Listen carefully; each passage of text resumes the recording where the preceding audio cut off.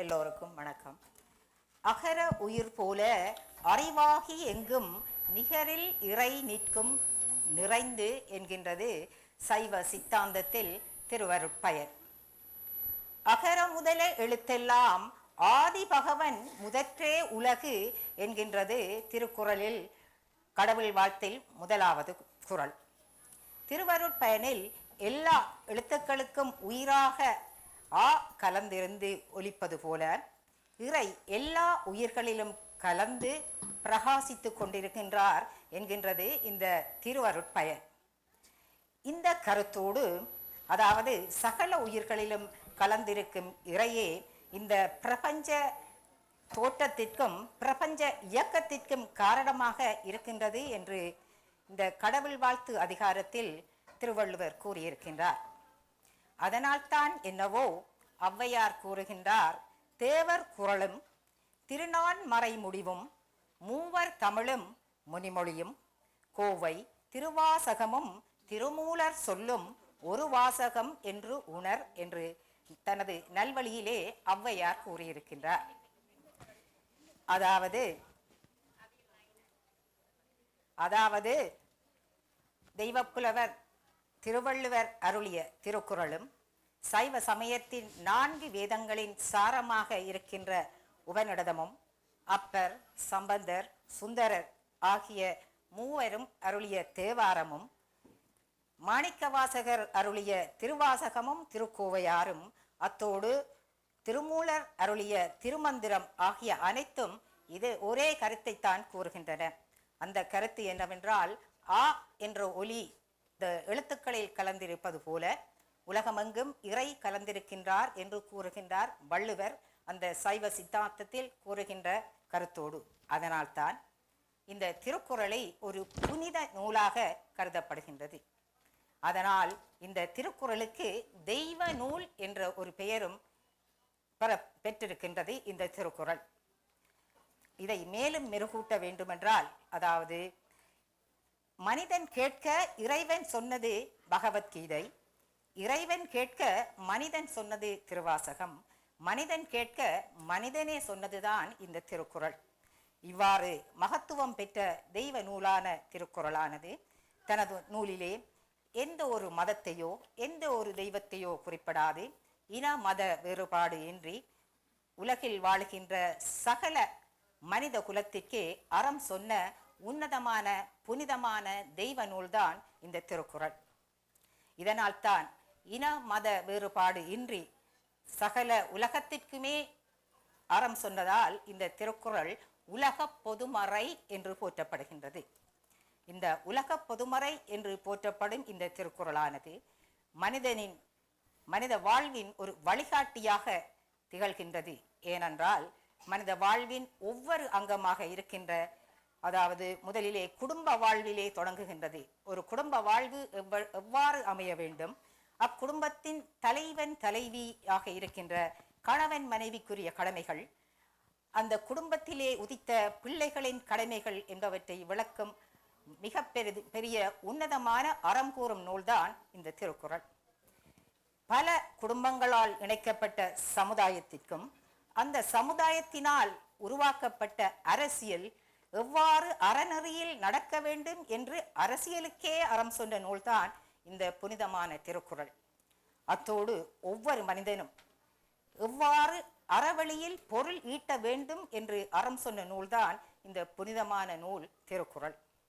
இவ்வாறு புனிதத்தன்மை பொருந்திய திருக்குறளானது அறம் கூறுகின்றது. இந்த அறம் என்றால் அறம் இருவகைப்படும். ஒன்று, அதாவது நாங்கள் எல்லோரும் விளக்கக்கூடிய வகையில் கூறுவதாக இருந்தால், மற்றவர்கள் நமக்கு ஒரு செயல் செய்யும் பொழுது அவர்களுடைய அந்த செயல் நமக்கு மகிழ்ச்சியோடு ஒரு மகிழ்ச்சி கலந்த நன்மையை தருமாயின் அதுவே நல்ல செயலாக இருக்கும். எனவே நாம் அந்த நன்மை கலந்த உண்மையான மகிழ்ச்சியை கொடுக்கக்கூடிய செயலைத்தான் நாம் மற்றவர்களுக்கு செய்ய வேண்டும். அதுவே நல்ல பண்பு என பெயர் பெறுகின்றது. எனவே இந்த நல் செயலை நாம் நமது மனதிலிருந்து தொடங்க வேண்டும் என்று வள்ளுவர் கூறுகின்றார். அடுத்த கூறு என்னவென்றால், மற்றவர்கள் நமக்கு செய்யும் செயலிலே துன்பத்தையும் தீமையையும் தருமாயின் அதை நாம் மற்றவர்களுக்கு செய்யக்கூடாது. இதுவே தீய செயல் என்று கூறப்படுகின்றது. எனவே நாம் இந்த மற்றவர்களுக்கு செய்யக்கூடாத இந்த தீய செயல் என்னவென்றால், அதாவது தீயவை தீய பயத்தலால் தீயவை தீயை விட அஞ்சப்பட வேண்டும் என்று வள்ளுவர் எங்களுக்கு கூறியிருக்கின்றார். எனவே தீயை தொட்டாலே சுட்டுவிடும், ஆனால் அதை விடவே கொடூரமானது இந்த நாம் செய்கின்ற தீய செயல்கள். எனவே இந்த கருத்தை மேலும் விளக்கும் வகையிலே இந்த பட்டிமன்றத்திலே கூடியிருக்கின்ற இந்த கல்வியாளர்கள் 6 பேரும் இந்த அறத்தின் இரு கூறுகளான வள்ளுவர் பெரிதும் போற்றுவது நல்ல பண்பையே என்று கூறும் அணியிலே இருப்பவர்கள் திருமதி சந்திரிகா ராஜகோபால், திருமதி துஷந்தினி சத்குணராஜா, திருமதி மூகாம்பிகா ரகுநந்தன் ஆகியோரும், இல்லை நாங்கள் மனதில் இருக்கின்ற அந்த தீய பண்புகளை அகற்றுவதைத்தான் வள்ளுவர் முதன்மைப்படுத்துகின்றார் என்று கூறுகின்ற அணியிலே திருமதி ஜனனி பாலசிங்கம், திருமதி தேவகி கந்தசாமி, திருமதி சத்யா கமலேஸ்வரன் ஆகியோர் இந்த பட்டிமன்றத்திலே கலந்திருக்கின்றார்கள். அந்த வகையிலே முதலில் தனது வாதத்தை முன்வைக்க வந்திருக்கின்றார். வள்ளுவர் போற்றுவது முதன்மைப்படுத்துவது நல்ல பண்புகளையே என்பதை ஆணித்தரமாக கூற வந்திருப்பவர் திருமதி சந்திரிகா ராஜகோபால் அவர்களை அழைக்கின்றோம்.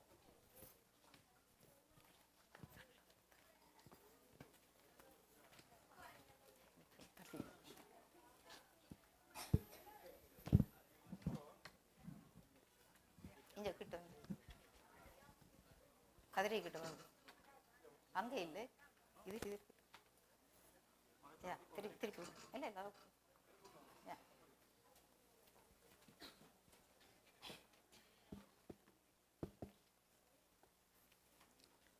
மாதா பிதா குரு தெய்வத்தை வணங்கிக் கொண்டு இந்த தீர்க்குறள் விழாவிற்கு வருகை தந்திருக்கும் பெரியோர்கள், குழந்தைகள், பெற்றோர்கள், ஆசிரியர்கள், சபையோர்கள், நடுவர் தயாபரி சர்மா அவர்களிற்கும், எனது அணியில் எதிர் அணியினருக்கும் எனது இனிய மாலை வணக்கங்கள்.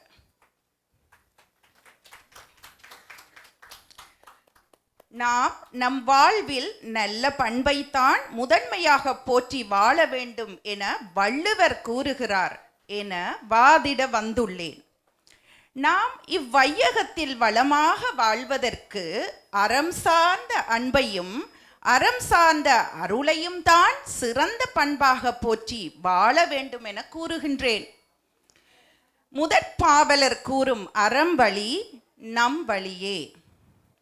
நல்ல மனித நேயம், கடவுளை வணங்குதல், பணிவு, இன்சொல், பெரியோரை மதித்தல், உண்மையாயிருந்து மனதை தூய்மையாக வைத்திருத்தல், பலனை எதிர்பாராது உதவி செய்தல், இத்தகைய உயர்ந்த பண்புகளை போற்றி நாம் வாழ்வதால் உலகமே எங்கள் சொந்தமாகிவிடும் என்கிறேன். சகல ஜீவராசிகளிடத்திலும் அன்பு செலுத்துதல் மானுட வெற்றியின் பண்பே, மானுட வெற்றியின் அடிப்படை பண்பு கூட ஆகும். Love is God, God is love. புறத்துறுப்பெல்லாம் எவன் செய்யும் யாக்கை, அகத்துறுப்பு அன்பில்லவர்க்கு. உடலில் அகத்துறுப்பாகிய அன்பு இல்லையேல் உடலில் புறத்துறுப்புகளால் என்ன பயன்? ஒரு பயனும் இல்லை. அன்பை போற்றி நாம் எல்லோரும் அகம் நிறுத்தினால் தீமை தானாகவே ஓடிவிடும் என்பதுதான் என் கூற்று. ஆகவே எதிர் அணியினருக்கு மிகவும் நான் வலியுறுத்தி கூறுகின்றேன், அகத்தில் எங்களிடம் தூய்மையாகவும் உண்மையாகவும் நாங்கள் இருக்கும்போது தீமை எப்படி எங்களை சூழ்ந்து கொள்ளும் என்று எதிர் அணியினருக்கு எனது வாதத்தை வைக்கின்றேன். ஆகவே உடல் இயக்கத்திற்கு உயிர் எப்படியோ, உயிர் போன்ற அன்பு இல்லையேல் எம் உடல் இறந்த பிணத்திற்கு சமமாகும். எலும்பினை தோளால் போர்த்திய ஒரு பிணமே ஆகும் என்பதுதான் என் கூற்று. அன்பிலார் எல்லாம் தமக்குரியர், அன்புடையர் என்பும் உரியர் பிறர்க்கு. அதாவது இந்த உலகத்தில் எப்படி நாங்கள் இந்த அன்பை வகைப்படுத்தி வாழுகின்றோம் என்றால், நான், எனது குடும்பம், குழந்தைகள் என்று என்னுடைய அன்பு குடும்பத்துக்குள்ளே தான் இருக்கும். சுயநலக்கார அன்பு. பொதுநலமாக வாழுபவர் எப்படி இருப்பார்கள் என்றால், தங்களுக்கும் உதவி செய்து பிறருக்கும் உதவி செய்து தங்கள் உடலை கூட தியானம் கொடுத்து வாழ்பவர் தான் பொதுநலக்காரர்.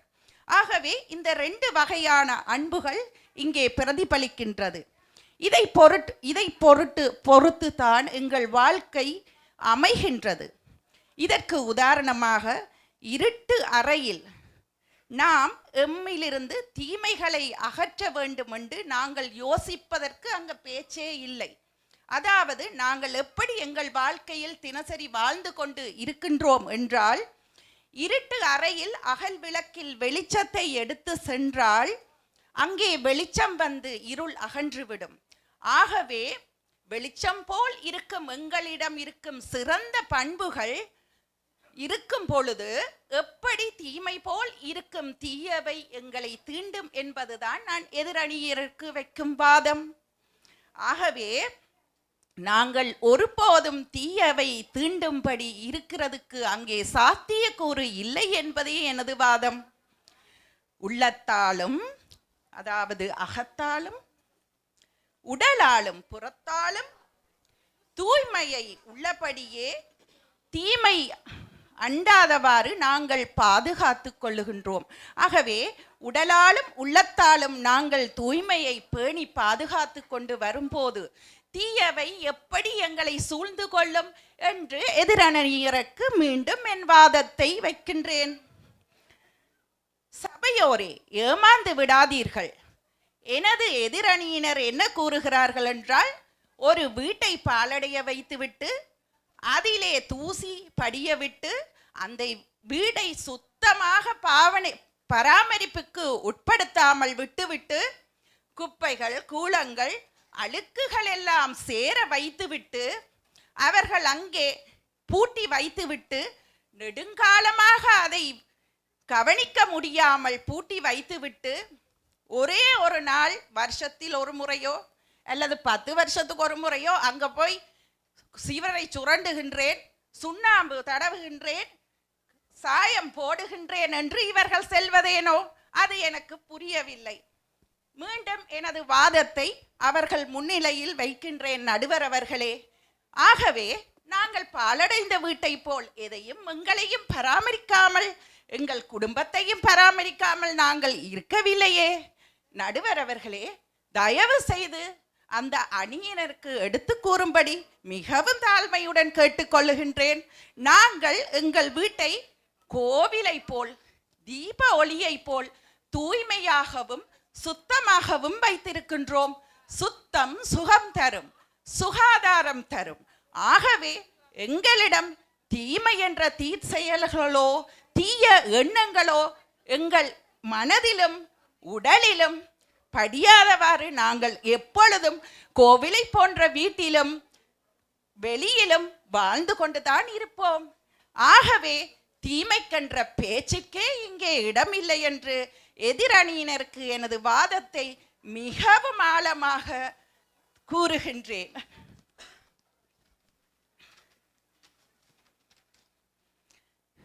வாடிய எங்கள் உள்ளம் எப்படி என்றால், இலகுவாக நான் உங்களுக்கு புரிய வைக்க வேண்டும் என்றால், வாடிய பயிரை கண்டாலும் வாடும் மன இயல்பு. அதாவது முல்லை கொடிக்கு பாரி மன்னன் தன் தேரை கொடுத்தே தானமாக கொடுத்து உதவினான். தீமைகள் எங்களை எப்பொழுதும் நாடாது என்பதற்கு சிறந்த உதாரணம் இன்னும் ஒன்று கூற வேண்டுமென்றால், மண்ணுயிரும் தன் உயிர் போல் எண்ணும் எண்ண நிலைதான் எங்களிடம் உள்ளது. ஆகவே எங்கள் மனம் எப்பொழுதும் கருணையுள்ளம், தயவு, தியாக உணர்வோடு தான் நாங்கள் பயணித்து கொண்டிருக்கின்றோம். தீமை என்ற பேச்சுக்கே இங்கே இடமில்லை என்று மிகவும் ஆணித்தரமாக நான் இங்கே கூற முனைகின்றேன் நடுவர் அவர்களே. ஆகவே அன்பின் வழி சென்று அருள் வழி நடந்து செல்லும் எங்களிடம் எவ்வுலகிலும் தீமை தீண்டாது என உறுதியாகவும் இறுதியாகவும் கூறி, நாங்கள் நற்பண்புகளால் தான் வாழ்ந்து வைரம் போல் மாணிக்கம் போல் ஒளிந்து கொண்டே இருப்போம். நற்பண்புகளையே போற்றி வாழுவோம். நல்லன போற்றி வாழும் நாம் வாழ்வில் சிறப்போம், வளம் பெறுவோம். வாழ்க இவ்வையகம் என கூறி என் விவாதத்தை நிறைவு செய்கிறேன். நடுவர் நல்ல தீர்ப்பு கூற வேண்டும் என கூறி வாய்ப்பிற்கு நன்றி பாராட்டி உங்கள் அனைவரிடமிருந்தும் விடைபெறுகின்றேன். நன்றி, வணக்கம். அருமை அருமை அருமை. அன்பை போற்றினால் மனதிலே சுயநலம் அகன்று பொதுநலம் கூடி மனதிலே கருணை தோன்றும்.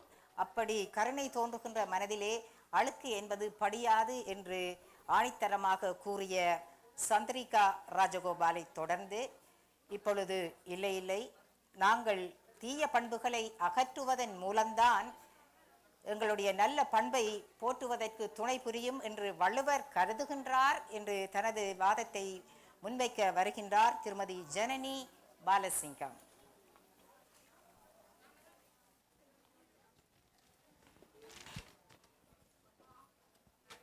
சபையிலே கூடியிருக்கும் அனைவருக்கும் எனது முதற்கண் வணக்கங்களை தெரிவித்துக் கொண்டு, திருவள்ளுவர் தீயவற்றை அகற்றுவதையே முக்கியமாக வலியுறுத்துகின்றார் என்ற தலைப்பில் பேச வந்துள்ளேன்.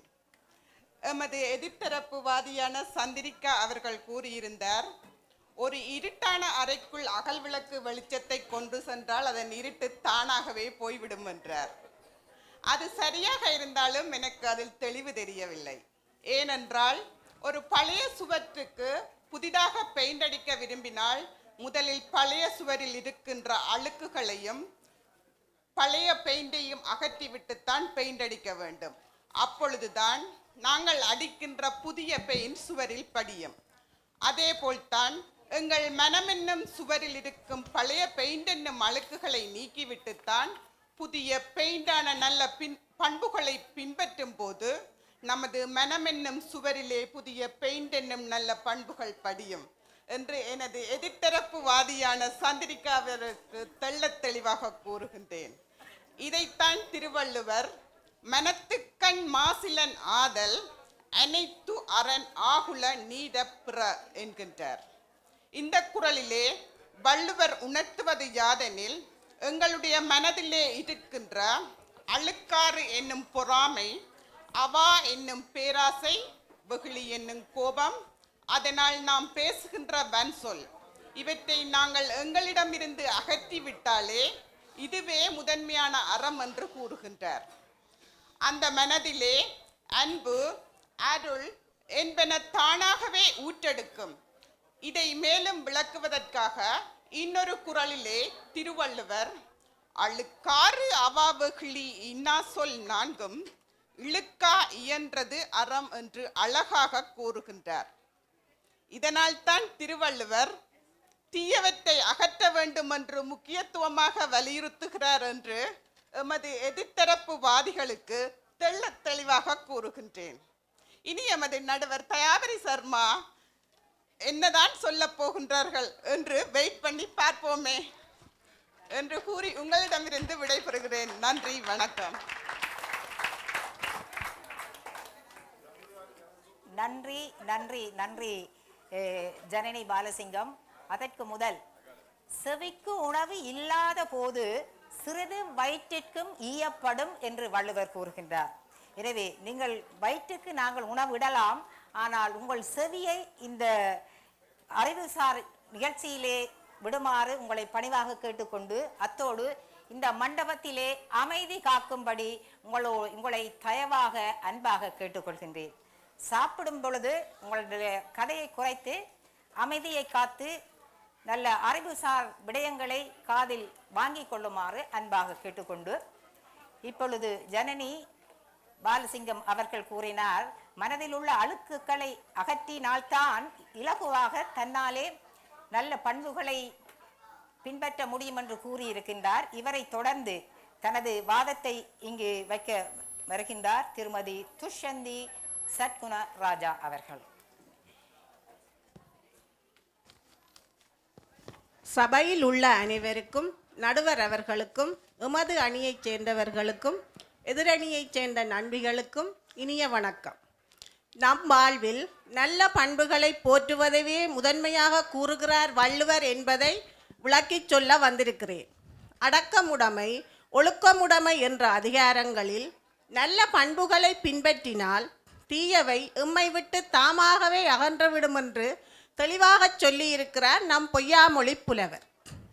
ஒருமையுள் ஆமை போல் ஐந்தடக்கல் ஆற்றின் எளிமையும் ஏமா புடைத்து.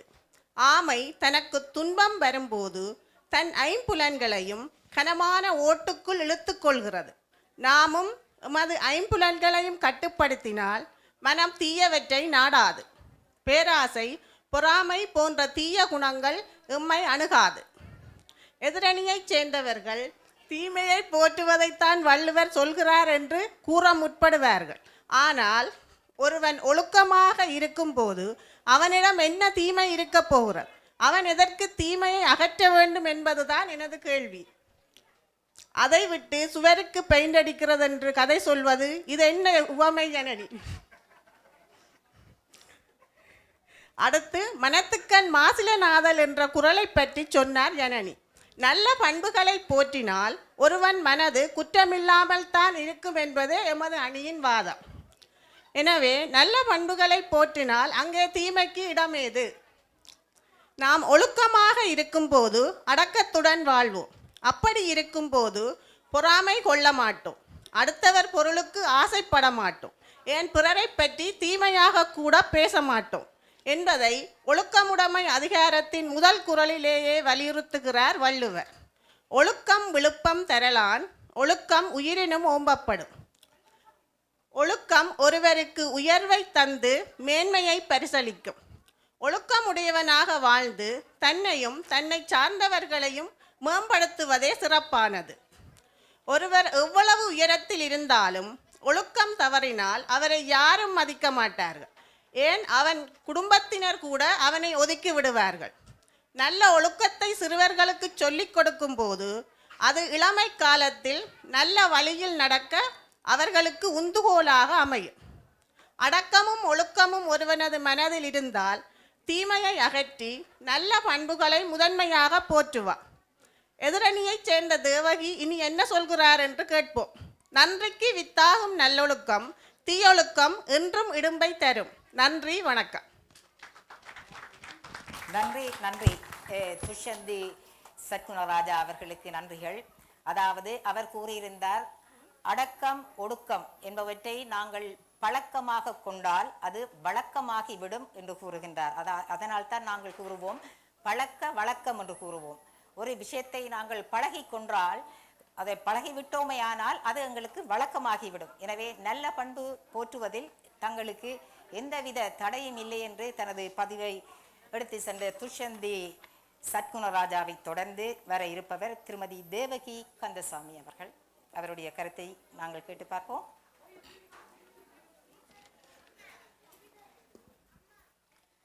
வந்திருக்கும் பெற்றோர்கள், சபையோர்கள், பிள்ளைகள், பட்டிமன்றத்துக்கு தலைமை தாங்கும் ஆசிரியை தயாபரி சர்மா அவர்கள், எதிரணி உறுப்பினர்கள் மற்றும் என் குழு உறுப்பினர்கள் அனைவருக்கும் என் வணக்கத்தை தெரிவித்துக் கொள்கிறேன்.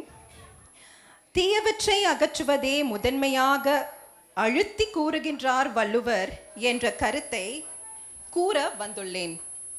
அதற்கு முன் எதிரணியில் இருந்து என் நண்பி துஷ்யந்தி ஒழுக்கத்தை பற்றி கூறினார். முடிவில் ஒரு கேள்வி கேட்டார். ஒருவன் ஒழுக்கமாக இருக்கும் போது அவனிடம் என்ன தீமை இருக்க போகிறது என்று. எனக்கும் ஒரு கேள்வி இருக்கு துஷ்யந்தி. ஒழுக்கம் என்றால் நீங்கள் எதை குறிப்பிட்டு கூறுகின்றீர்கள்? உடல் சுத்தத்தை பற்றியா இல்ல மன சுத்தத்தை பற்றியா? அதில் சற்று விளக்கம் தேவை. மனித சமூகம் நல்லவற்றையும் தீயவற்றையும் ஒன்றாக கொண்டிருக்கிறது. நன்மைக்கு மாறாக தீமை அழிவுக்கும் துன்பத்துக்கும் காரணமாகிறது. மனித மனதில் இருக்கும் வெறுப்பு, பொறாமை, கோபம் போன்ற தீய உணர்வுகள் பெரிய ஆபத்தை விளைவிக்கும். சண்டை, போர், பகை போன்றவற்றிற்கு வழிவகுக்கின்றன. எனவே நல்ல சமுதாயத்தை உருவாக்க தீயவற்றை அகற்றுவது அவசியம். ஒரு பாழடைந்த வீட்டுக்குள் நாம் குடியிருக்க போக வேண்டும் என்றால் அங்கே உள்ளே இருக்கின்ற தூசை முதலில் அகற்றிவிட்டுத்தான் சுத்தப்படுத்தி செல்ல வேண்டும். இல்லையேல் நாம் நோய்வாய்ப்படுவோம். அதேபோல் நம் மனசு என்ற இல்லத்தில் இருந்து கோபம் போன்ற கடுமையான தூசுகளை தட்டி சுத்தப்படுத்தாமல் இருந்தால் நாம் அழிந்து விடுவோம். அதைத்தான் பெருநாவலர் கூறுகின்றார். தன்னைத்தான் காக்கின் சினம் காக்க காவாக்கால் தன்னையே கொல்லும் சினம். தன்னைத்தான் காக்கின் சினம் காக்க காவாக்கால் தன்னையே கொல்லும் சினம். மனசை சுத்தப்படுத்தினோம் என்றால் நல்ல உணர்வுகள், பண்புகள் தானாகவே வந்து சேரும்.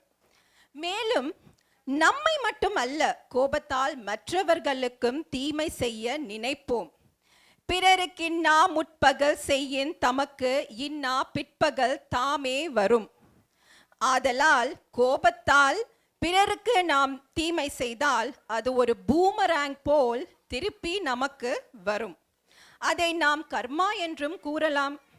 இதை ஆன்மீக ரீதியாக வள்ளுவர் 2056 ஆண்டுகளுக்கு முன் கூறியதை வள்ளுவருக்கு பின் வந்த சர் ஐசாக் நியூட்டன் 1687 ஆண்டில் விஞ்ஞானி ரீதியாக இயற்கை மூலம் நிரூபித்தார். Every action has an equal and opposite reaction.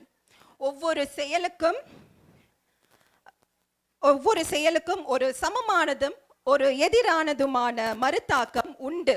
அதாவது கோபத்தால் இன்று ஒருவருக்கு தீமை செய்தால் நமக்கு நாளை அதே தீமை வேற ஒருத்தர் மூலம் வர செய்யும். மற்றும் கோபம் போன்ற தீய உணர்வுகள் நம் உடல் உறுப்புகளையும் பாதிக்கும் என்பதை மறந்து விடாதீர்கள். அதனால் நம்மையும் நம்மை சுற்றி இருக்கும் எல்லோரையும் பாதுகாக்க வேண்டும். அத்துடன் கோபத்தோடு ஒரு விஷயத்தை செய்து பாருங்கள். சினத்துடன் அத்துடன் கோபத்தோடு ஒரு விஷயத்தை செய்து பாருங்கள், அது வெற்றிகரமாக நடந்து விடுமா? சினத்துடன் நாம் பயிற்சி படித்தோம் என்றால் குறைவான கவனம் செலுத்துவதால் நம்மால் அதிக மதிப்பெண்கள் பெற முடியாது. சினத்துடன் நாம் சமையல் செய்தோம் என்றால் உணவு ஆரோக்கியமாகவும் சுவையாகவும் இருக்காது. சினத்துடன் கோவிலுக்கு சென்று கடவுளை வணங்கினோம் என்றால் நிம்மதியும் சந்தோஷமும் வாழ்க்கையில் கிடைக்காது. ஆதலால் உள்ளியதெல்லாம் உடனெய்தும் உள்ளத்தால் உள்ளான் வெகுளி எனின்.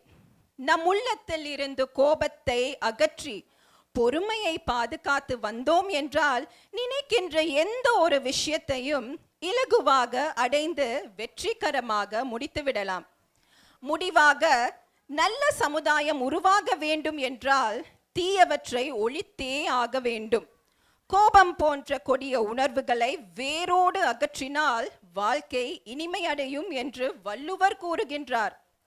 தீயவற்றை அகற்றுவதே நல்லவற்றை வளர்ப்பதற்கான முதல் படி என்பதை நினைவில் கொண்டு நாம் அனைவரும் செயற்பட வேண்டும் என்று எதிர்த்தரப்பினருக்கு கூறி விடைபெறுகின்றேன். நன்றி, வணக்கம்.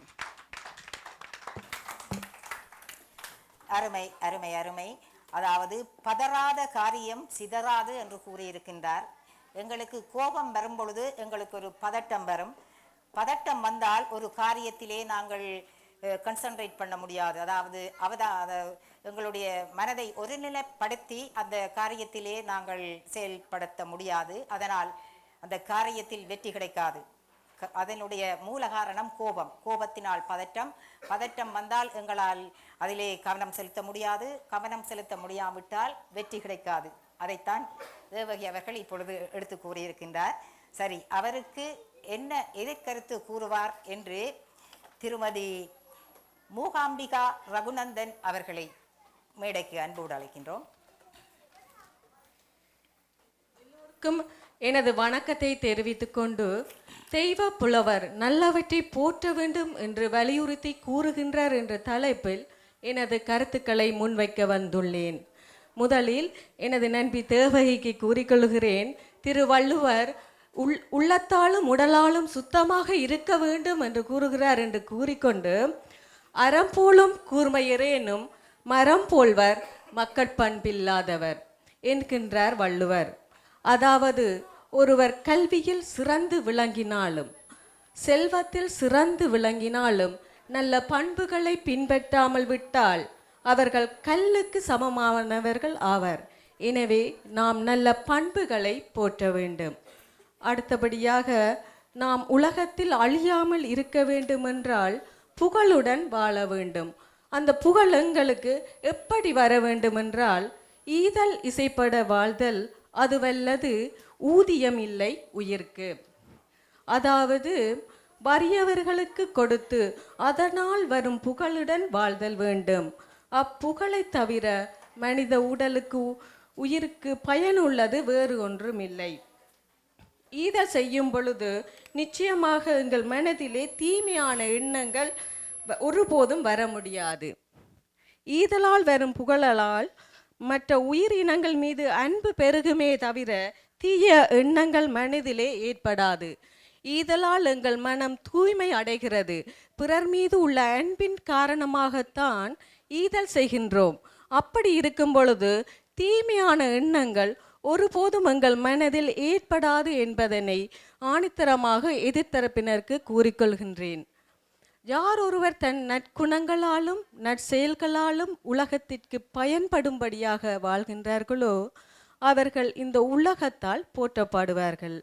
அன்பு காட்டுவது, விருந்தோம்பல் செய்வது, உதவி செய்வது, நடுநிலைமையோடு வாழ்வது, எல்லோருக்கும் நல்லதையே செய்து கொள்வதற்கு புகழ் தானாகவே வந்து சேரும். நாம் நல்ல பண்புகளை பின்பற்றும் போதுதான் நாம் கற்ற கல்வியினால் புகழ் உண்டாகும்.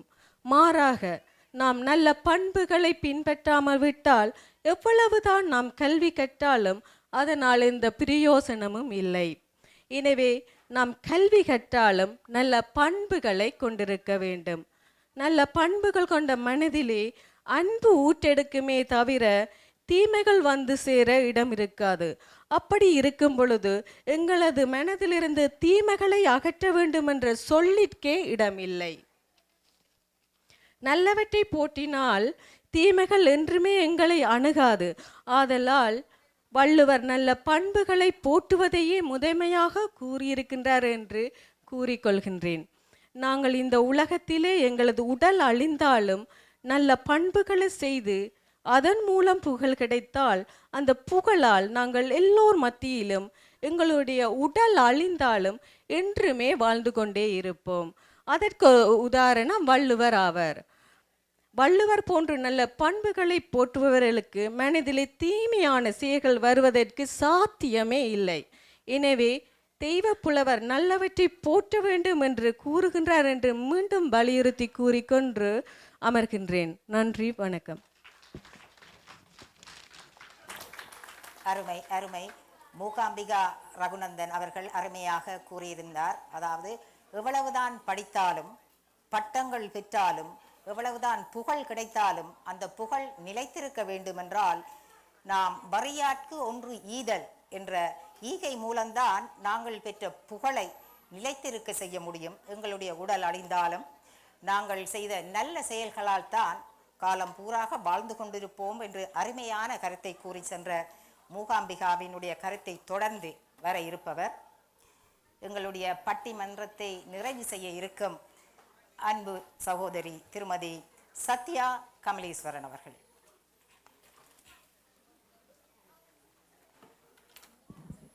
இங்கு கூடியிருக்கும் அனைவருக்கும் என் மாலை வணக்கம்.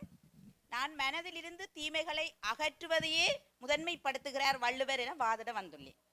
எதிர்த்தரப்பு வாதி கூறினார் ஒழுக்கமுடையவர்களாக வாழ்வதை பற்றி. ஒழுக்கம் உயிரினும் ஓம்பப்படும் என்றார். ஆம், ஒழுக்கம் உயிரினும் ஓம்பப்படும் தான். அந்த ஒழுக்கம் எப்படி வரும்? மனதில் தீய எண்ணங்கள், ஆணவங்கள் இன்னும் பல தீமைகள் இருக்கும் போது எப்படி அவர்களால் ஒழுக்கமாக வாழ முடியும்? எனவே முதலில் அழுக்கை அகற்ற வேண்டும். அப்போதான் அந்த ஒழுக்கத்துக்கு உண்மையான பொருள் இருக்கும்.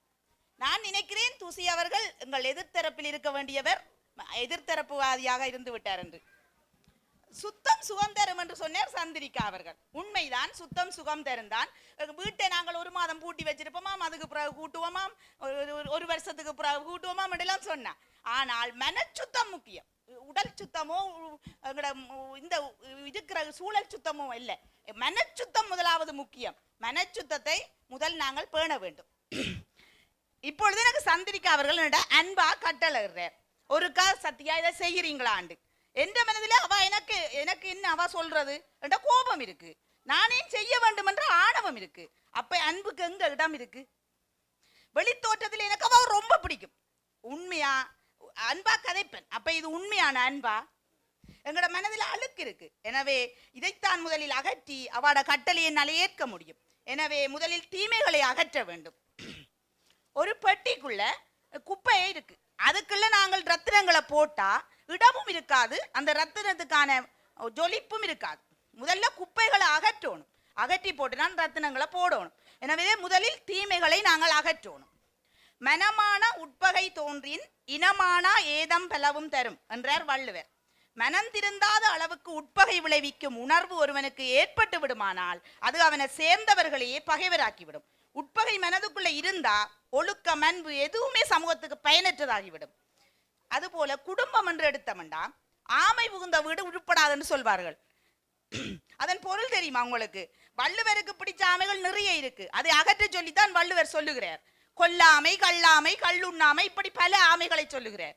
பிறர்மனை நோக்காத பேராண்மை சான்றோர்க்கு அறனொன்றோ ஆற்ற ஒழுக்கு. பிறர்மனை நோக்காத பெரிய ஆண்மை அறம் மட்டுமல்ல, ஒழுக்கமும். ஒரு குடும்பம் ஒழுக்கமா மகிழ்ச்சியா இருக்கணும்டா பிறர்மனை நோக்க கூடாது என்கிறார். அழுக்கு தீமை மனதில் இருக்கும்போது எப்படி குடும்பம் சிறப்பாக இருக்க முடியும்? எனவே முதலில் மனதில் இருந்து தீமைகளை அகற்றணும். இதனையே வள்ளுவர் முதன்மைப்படுத்தார் என்று ஆணித்தரமாக கூறி உங்களிடமிருந்து விடைபெறுகிறேன். நன்றி, வணக்கம். அருமை அருமை, நன்றிகள். இரு அணிகளும் அருமையாக திறமையாக வாதிட்டார்கள். அதாவது சத்யா அவர்கள் கூறினார்கள், போலியாக சில பேர் அன்பாக இருந்தாலும் அவர்களுடைய மனதிலே அழுக்கிருந்தால் அந்த அன்புக்கு பெறுமதி இல்லை என்று கூறிவிட்டு சென்றிருக்கின்றார். எனவே நாங்கள் மற்றவர்களோடு அன்பாக பேசினாலும் மனத்தை சுத்தப்படுத்திவிட்டு அன்பு செலுத்தினால் அந்த அன்பு சந்திரிகா கூறியது போல அது பெருமையான அன்பாக இருக்கும் என்று இருவருடைய கருத்தும் சமமாக இருப்பது என்பது நாங்கள் ஏற்றுக்கொள்ளக்கூடியது. அத்தோடு அல்லவை தேய அறம் பெருகும் நல்லவை நாடி இனிய சொல்லேன் என்று கூறியிருக்கின்றார். அதாவது எங்களுடைய அல்லவை ஆகிய தீய செயல்கள் எப்போது தேயும் என்றால் அறம் பெருகும் போது. எவ்வாறு அந்த அறம் பெருகும் என்றால் நாங்கள் நல்லவை நாடி இனிய சொல்லில், நன்மைக்காக நாங்கள் இனிமையான சொல்களை பேச வேண்டும். அதாவது வெளி வார்த்தைக்காக இனிமை சொல்லாமல் நன்மை கிடைக்க வேண்டும் என்று கருதி இனிமை பேசினால் அதனால் அல்லவை தேயும் அறம் பெருகும் என்று கூறி இந்த அருமையாக வாதிட்ட இருவரும் சமமாக, அதாவது அறத்தினுடைய கூறுகள் இரண்டு, ஒன்று அல்லவை கழிதல், அடுத்தது நல்லவை போற்றல், இரண்டும் சேர்ந்ததுதான் அறம். எனவே இருவரும் அருமையாக வாதிட்டார்கள். இருவருக்கும் இரண்டு அணியினருக்கும் வாழ்த்துக்களும் நன்றிகளும். இத்தோடு எங்களுடைய பட்டிமன்றம் இனிதே நிறைவு பெறுகின்றது.